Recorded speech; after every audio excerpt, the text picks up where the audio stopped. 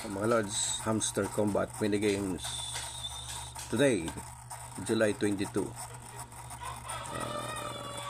Turo ko lang sa inyo yung paano ba yung tips and tricks dito sa minigame natin.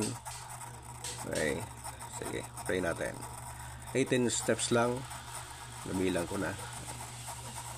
1, 2, 3, 4, 5, 6, 7, 8, 9, 10, 11, 12, 13, 14, 15, 16, 17, 18.